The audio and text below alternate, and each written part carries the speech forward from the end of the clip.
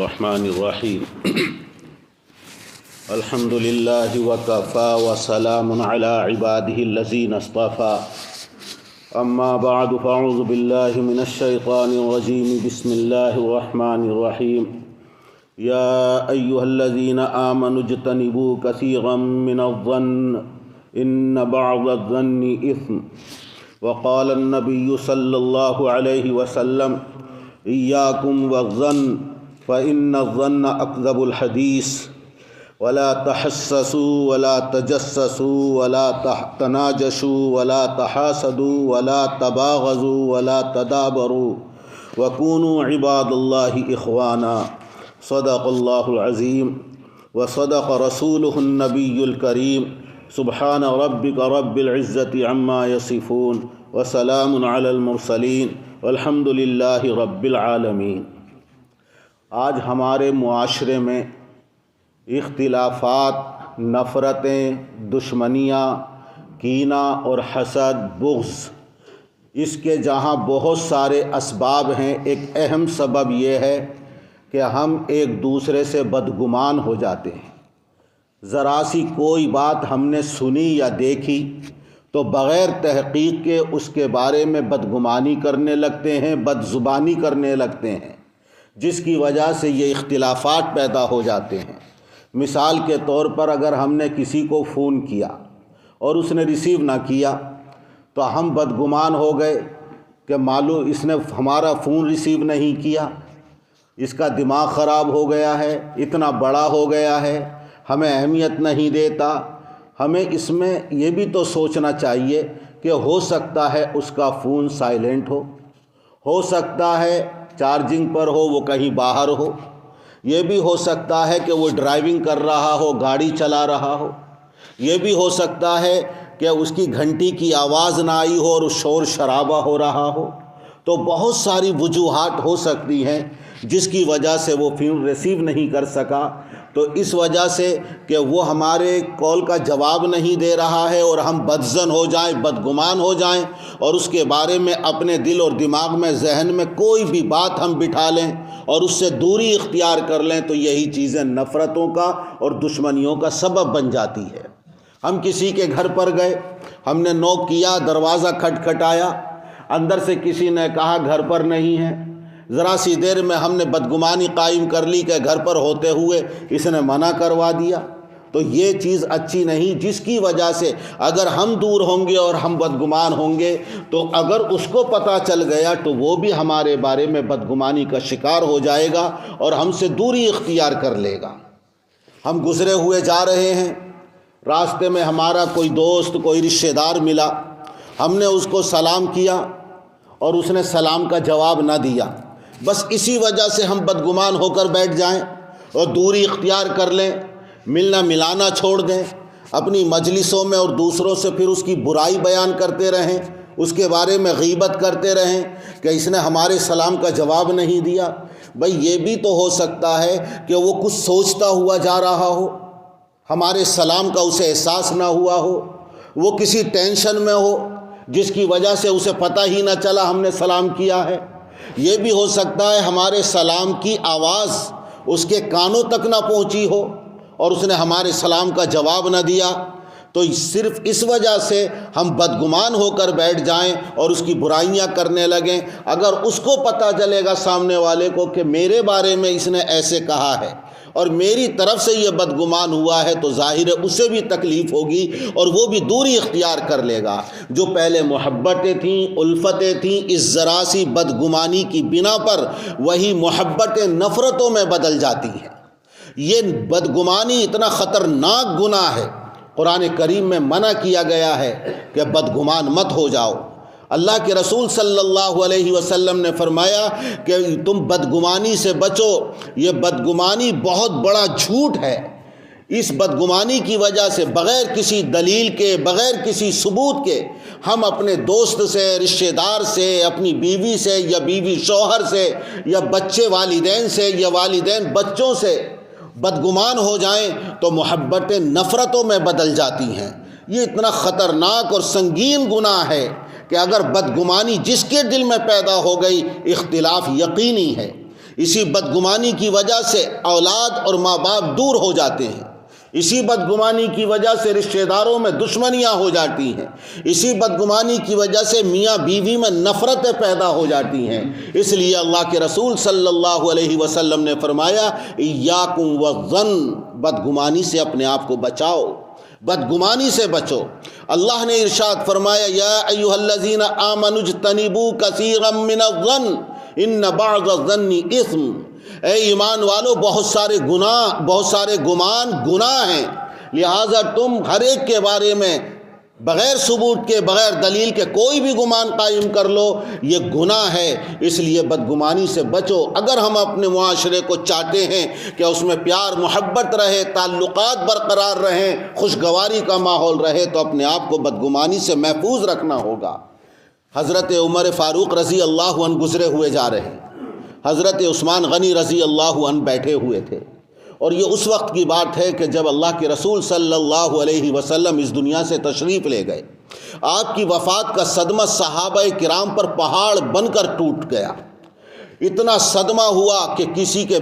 آنسوؤں کے بہنے کی وجہ سے داڑھی تر ہو گئی۔ جب خبر ملی کہ آپ اس دنیا سے چلے گئے تو جو جہاں بیٹھا تھا بیٹھا رہ گیا، جو کھڑا تھا کھڑا رہ گیا، غم کے اور رنج کے بت بنے بیٹھے تھے، انہیں پتہ ہی نہیں تھا کہ ہم کیا کریں، ہوش و حواس کھو بیٹھے تھے۔ حضرت عثمان غنی رضی اللہ عنہ بھی اسی سوچ میں اور غم میں بیٹھے ہوئے تھے کہ اب کیا ہوگا، اللہ کے رسول چلے گئے، کہ آپ کے جانے سے یہ دین اسلام بھی مٹ جائے گا اور ختم ہو جائے گا۔ اتنے میں حضرت عمر فاروق رضی اللہ عنہ جب گزرے ہوئے جا رہے تھے تو سلام کیا، السلام علیکم۔ انہیں اس غم میں سلام کرنے کا پتہ ہی نہ چلا۔ حضرت عمر نے دیکھا کہ میرے سلام کا جواب بھائی عثمان نے نہیں دیا ہے، تو حضرت ابوبکر صدیق رضی اللہ عنہ سے جا کر کہا کہ میرے سلام کا جواب حضرت عثمان نے نہیں دیا، کیا بات ہے، میری طرف سے بدگمان ہیں، ناراض ہیں، کیا بات ہے؟ حضرت ابوبکر نے ہاتھ پکڑا حضرت عمر کا اور فوراً لے کر آئے حضرت عثمان غنی کے پاس، کہا کہ کیا بات ہے عثمان، تم نے اپنے بھائی عمر کے سلام کا جواب کیوں نہیں دیا؟ تو وہ کہتے ہیں خلیفۃ الرسول، مجھے تو انہوں نے سلام ہی نہیں کیا ہے۔ حضرت عمر کہنے لگے خدا کی قسم میں نے سلام کیا ہے۔ حضرت عثمان کہتے ہیں خدا کی قسم تم نے سلام نہیں کیا ہے، کیونکہ انہیں پتہ ہی نہیں چلا۔ تو حضرت ابوبکر کہنے لگے عثمان تم کسی غم میں، سوچ میں اور رنج میں تھے،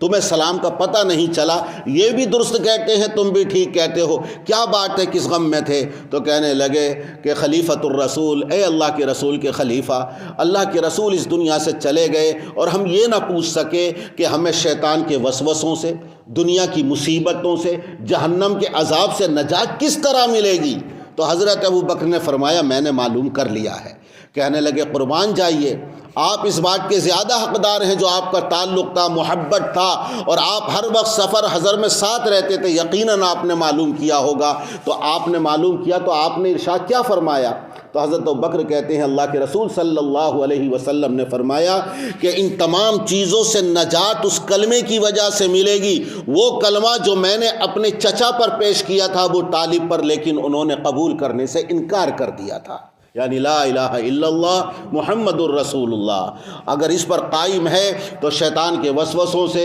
دنیا کی مصیبت سے اور جہنم کے ہمیشہ کے عذاب سے نجات مل جائے گی۔ دیکھیے وہ غم میں بیٹھے ہوئے تھے، حضرت عمر اگر حضرت ابوبکر کو نہ لاتے تو بدگمانی کا شکار ہو چکے تھے۔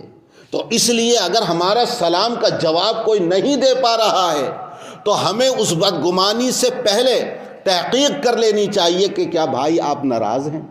کسی غم میں ہیں، کوئی ٹینشن ہے، کیا بات آپ نے میرے سلام کا جواب نہیں دیا یا میرا سلام آپ تک نہیں پہنچا؟ تو ظاہر ہے جب آپ تحقیق کر لیں گے اپنے بھائی سے، رشتہ دار سے، تو یقیناً کسی کے دل میں بدگمانی پیدا نہیں ہوگی اور شیطان کو موقع نہیں ملے گا نفرتیں پیدا کرنے کا۔ بڑا خطرناک یہ گناہ ہے، اس لیے قرآن کریم میں بھی منع کیا گیا ہے اور اللہ کے رسول نے اپنی احادیث شریفہ میں بھی بدگمانی سے منع کیا ہے۔